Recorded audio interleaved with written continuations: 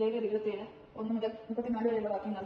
നേർച്ചകൾ കർത്താവ് മോശയോട് അരുളി ചെയ്തു. ഇസ്രായേൽ ജനത്തോട് പറയുക, വ്യക്തികളെ കർത്താവിന് നേരുകയാണെങ്കിൽ അവരുടെ വില നിശ്ചയിക്കേണ്ടത് ഇപ്രകാരമാണ്. 20-60 മധ്യ പ്രായമുള്ള പുരുഷന്മാരാണെങ്കിൽ അവന്റെ മൂല്യം വിശുദ്ധ മന്ദിരത്തിലെ നിരക്കനുസരിച്ച് 50 ഷെക്കൽ വെള്ളിയായിരിക്കണം. സ്ത്രീയാണെങ്കിൽ 30 ഷെക്കലും. 5 വയസ്സിന് 20 വയസ്സിന് മധ്യയാണെങ്കിൽ പുരുഷൻ 20 ഷെക്കലും സ്ത്രീക്ക് 10 ഷെക്കലും ആയിരിക്കണം മൂല്യം. 1 മാസം മുതൽ 5 വർഷം വരെയാണ് പ്രായമെങ്കിൽ ആൺകുഞ്ഞിന് 5 ഷെക്കൽ വെള്ളിയും പെൺകുട്ടിക്ക് 3 ഷെക്കൽ വെള്ളിയും ആയിരിക്കണം. 60 അതിൽ കൂടുതലോ ആണ് പ്രായമെങ്കിൽ പുരുഷന് 15 ഷെക്കലും സ്ത്രീക്ക് 10 ഷെക്കലും ആയിരിക്കണം. നിന്റെ മൂല്യനിർണ്ണയത്തിനനുസരിച്ച് നൽകാൻ കഴിയാത്ത വിധം ഒരാൾ ദരിദ്രനാണെങ്കിൽ അവൻ പുരോഹിതന്റെ മുൻപിൽ ഹാജരാകണം. പുരോഹിതൻ അവന്റെ വില നിശ്ചയിക്കട്ടെ. നേർന്നവന്റെ കഴിവനുസരിച്ച് പുരോഹിതൻ അവന്റെ വില നിശ്ചയിക്കട്ടെ. കർത്താവിന് ബലിയർപ്പിക്കുന്ന മൃഗത്തെയാണ് കർത്താവ് നേരുന്നതെങ്കിൽ ആരും നേർന്നാലും അത് വിശുദ്ധമായിരിക്കും.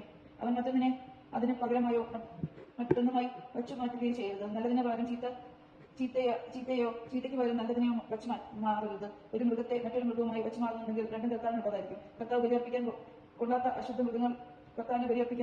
അശുദ്ധ മൃഗത്തെയാണ് നേർന്നിട്ടുള്ളതെങ്കിൽ അതിന് പുരോഹിതന്റെ അടുക്കൽ കൊണ്ടുവരണം. നല്ലത് ചീത്തത് എന്ന് നോക്കി പുരോഹിതൻ അതിന് മൂല്യം നിർണ്ണയിക്കട്ടെ. പുരോഹിതൻ തന്റെ മൂല്യനിർണ്ണയം അന്തിമമായിരിക്കും. എന്നാൽ അതിനെ വീണ്ടെടുക്കാൻ ആഗ്രഹിക്കുന്നുവെങ്കിൽ നിർണയിച്ച മൂല്യത്തോടൊപ്പം അതിന്റെ 5-1 കൂടി നൽകണം.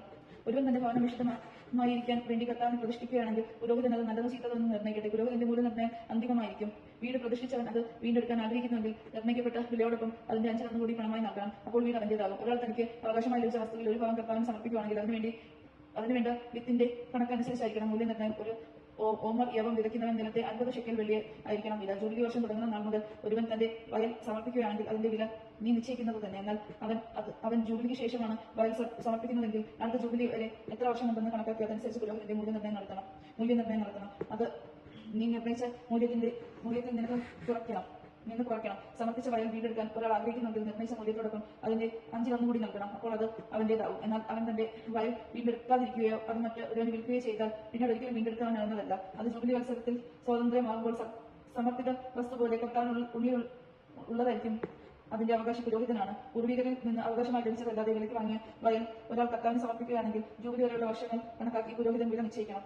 അത് തന്നെ അവൻ അതിന്റെ വില വിശുദ്ധമായി കർത്താവിന് നൽകണം. വയൽ പിന്തുടർച്ച അവകാശമായി ആരുടേതായിരുന്നുവോ അവനിൽ നിന്ന് വാങ്ങിയവൻ ജൂബിലി അവസരത്തിൽ അകത്തേക്ക് കൊടുക്കണം. എല്ലാ മൂല്യനിർണ്ണയവും വിശുദ്ധ മന്ദിരത്തിലെ ഷെക്കേലിന്റെ കണക്കനുസരിച്ച് വേണം. 20 ഗേവയാണ് ഒരു ഷെക്കേൽ. മൃഗങ്ങളും പടിഞ്ഞൽ സന്തതികളും ആരും വിശുദ്ധരായിരിക്കേണ്ടതില്ല. അവ കർത്താവിനുള്ളതാണ്. കാളയായാലും ആടായാലും അത് കർത്താവിന്റേതാണ്. എന്നാൽ അത് ശുദ്ധ മൃഗമാണെങ്കിൽ നിർണ്ണയിക്കപ്പെടുന്ന മൂല്യത്തോടൊപ്പം 5-1 കൊടുത്ത് അതിനെ വീണ്ടെടുക്കണം. വീണ്ടെടുത്തില്ലെങ്കിൽ മൂല്യനിർണ്ണയം അനുസരിച്ച് വിൽക്കണം. എന്നാൽ കർത്താവ് നിരുപരാധികം സമർപ്പിച്ച യാതൊന്നും മനുഷ്യനും മൃഗമോ അവകാശമായി കിട്ടിയ നിലമോ ആകട്ടെ വിൽക്കുകയോ വീണ്ടെടുക്കുകയോ അരുത്. സമർപ്പിത വസ്തുക്കൾ കർത്താവിന് ചുറ്റും വിശുദ്ധമാണ്. മനുഷ്യരിൽ നിന്ന് നിർമൂലം ചെയ്യാൻ കുഴിഞ്ഞിട്ട് ഒരുവനെയും വീണ്ടെടുക്കരുത്. അവനെ കൊന്നുകളയണം. ധ്യാനങ്ങളോ വൃക്ഷങ്ങളോ ഫലങ്ങളോ ആയി ദേശത്തുള്ളവരെല്ലാം ദശാംശം കർത്താവിനുള്ളതാണ്. അത് കർത്താവിന് വിശുദ്ധമാണ്. ആരെങ്കിലും ദശാംശത്തിൽ നിന്ന് ഒരു ഭാഗം വീണ്ടെടുക്കാൻ ആഗ്രഹിച്ച കർത്താവ് 5-1 കൂടി കൊടുക്കണം. അടിമകളുടെ ദേശം ഇടയന്റെ അതീതിയിലുള്ള എല്ലാ മൃഗങ്ങളുടെയും 10-1 കർത്താവിനുള്ളതാണ്. അവ കർത്താവിന് വിശുദ്ധമാണ്. അത് നല്ലതോ ചീത്തതയോ അന്വേഷിക്കേണ്ടതില്ല. അവനെ വച്ച് മാറുകയും അരുത്. എന്നാൽ അങ്ങനെ ചെയ്താൽ അവയും മാറിയവയും കർത്താവിനുള്ളതായിരിക്കും. അവയെ വീണ്ടെടുത്തുകൂടാ. ഇസ്രായേൽ ജനത്തിന് വേണ്ടി സീനായ് മലമുകളിൽ വെച്ച് കർത്താവ് മോശയ്ക്ക് നൽകിയ കൽപ്പനകളാണിത്. ദൈവജനമാണ് നാം കേട്ടത്. നമുക്ക് ദൈവത്തെ സ്തുതിക്കാം.